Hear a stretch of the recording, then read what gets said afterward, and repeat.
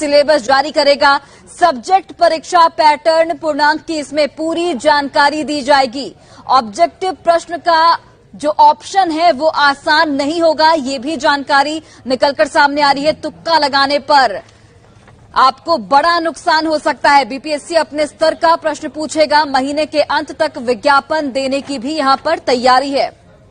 और चलिए, हमारे सहयोगी रजनीश इस वक्त जुड़ गए हैं। रजनीश, 16 मई तक सिलेबस भी जारी हो सकता है और महीने के अंत तक विज्ञापन देने की तैयारी, क्या कुछ जानकारी आपके पास?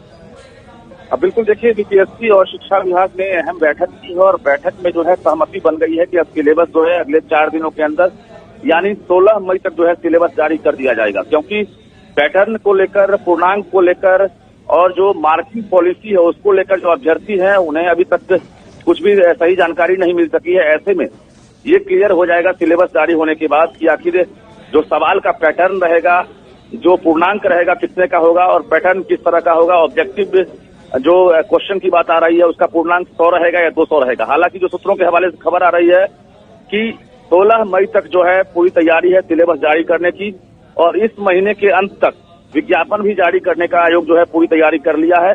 बता दें आपको कि शिक्षा विभाग के अपर मुख्य सचिव दीपक कुमार सिंह और लोक सेवा आयोग के जो अध्यक्ष हैं अतुल प्रसाद, दोनों ने बैठक की है और एक्सपर्ट के द्वारा ये सिलेबस तैयार कराया गया है। जिस सिलेबस में एक तरफ ये कहा जाए कि बीपीएससी अपने अनुरूप सवाल करने की तैयारी में है। अतुल प्रसाद ने ट्वीट करके भी जानकारी दे दी है कि आसान नहीं होगा तुक्का मारना। मतलब ये है साफ कि ऑब्जेक्टिव क्वेश्चन में जो है सिमिलर सवाल पूछे जाएंगे, यानी आप तुक्का लगाकर अगर चाहेंगे कि सही जवाब हो जाए तो आपको नुकसान हो सकता है।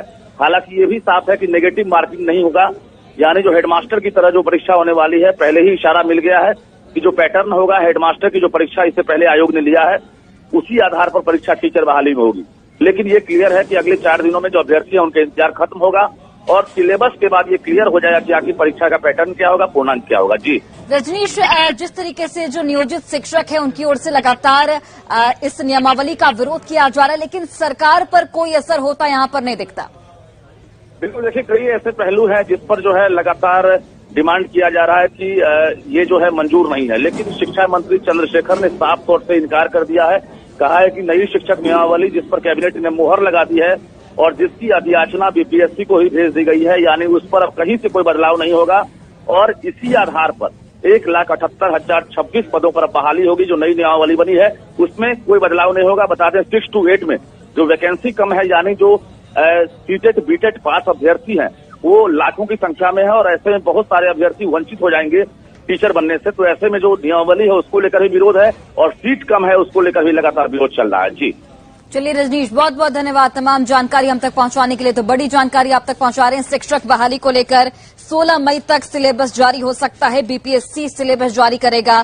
सब्जेक्ट परीक्षा पैटर्न पूर्णांक को लेकर सिलेबस में पूरी जानकारी दी जाएगी। ऑब्जेक्टिव प्रश्न के जो ऑप्शन होंगे वो आसान नहीं होंगे। ये बीपीएससी की ओर से बाकायदा एक ट्वीट किया गया है जिसके तहत ये जानकारी साझा की गई है। तुक्का लगाने पर नुकसान हो सकता है, ये भी जानकारी साझा की गई है।